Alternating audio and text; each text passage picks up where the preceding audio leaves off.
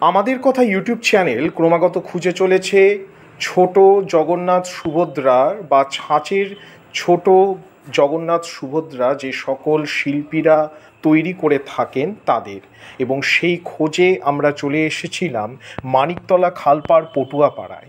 এখানকার স্থানীয় শিল্পী পিন্টু পাল অনিন্দ্য সুন্দর শৈলীতে এই সকল ছোট উচ্চতার জগন্নাথ সুভদ্রা বলভদ্রের প্রতিমা তৈরি করে থাকেন। যেহেতু রথযাত্রার এখনও কয়েকদিন বাকি রয়েছে, তাই কিন্তু এখনও রঙের কাজ পূর্ণাঙ্গ রূপে শেষ হয়নি।